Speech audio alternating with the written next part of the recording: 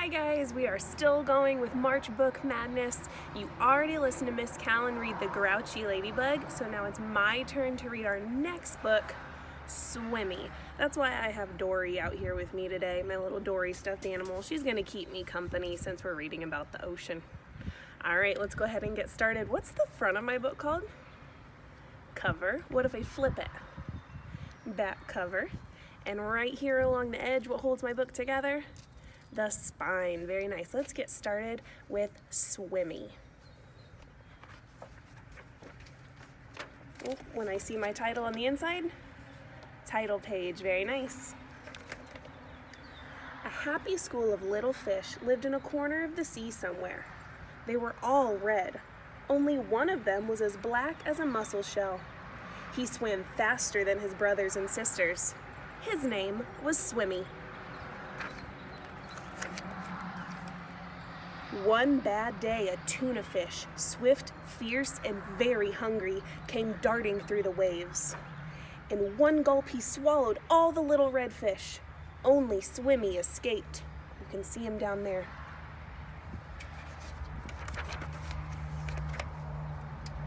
He swam away in the deep, wet world.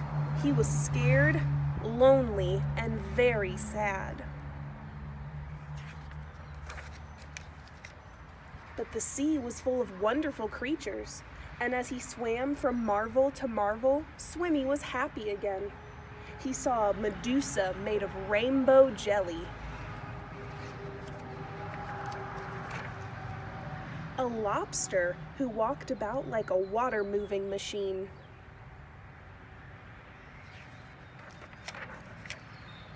strange fish pulled by an invisible thread, a forest of seaweeds growing from sugar candy rocks,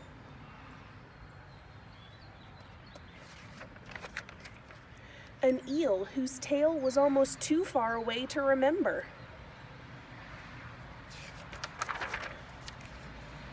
and sea anemones who looked like pink palm trees swaying in the wind.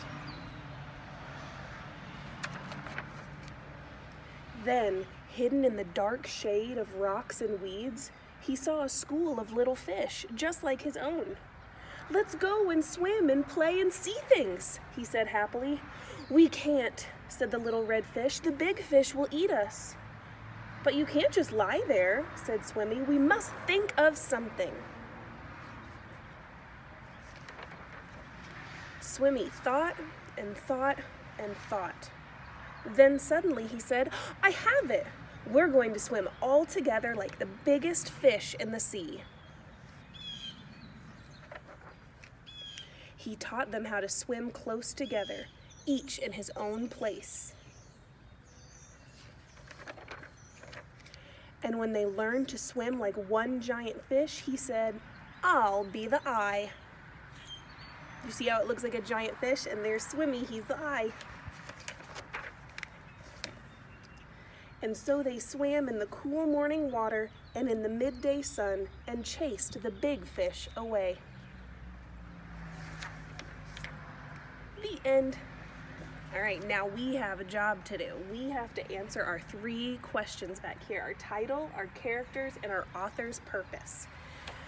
Let me get my marker. We have a really short title today, Swimmy. I'm just gonna copy it down from the cover of my story, making sure I'm using a capital letter since it's the name.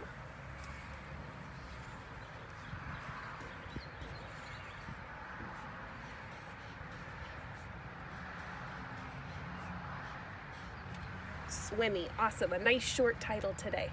The next one are my characters. Who is my main character in the story? Who is this story all about?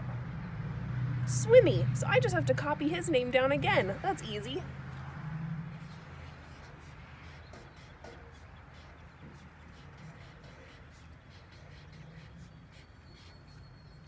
I'll put a comma right there. What's my comma mean again? Take a breath. Very nice. There were some other characters in my story. There were the little red fish.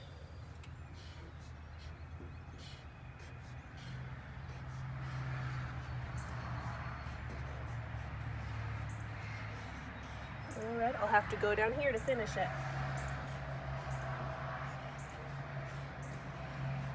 Put a comma again. There were some other creatures he ran into. There was an eel. Put a comma again. There was a lobster. I remember the lobster.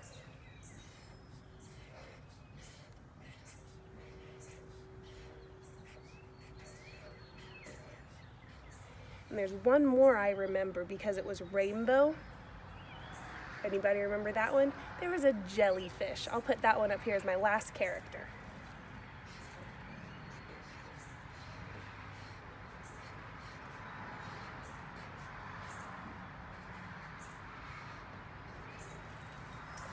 Beautiful. All right, author's purpose down here, I'm gonna leave blank because I want you to think of it and you come up with your own reason. Why do you think the author wrote this story?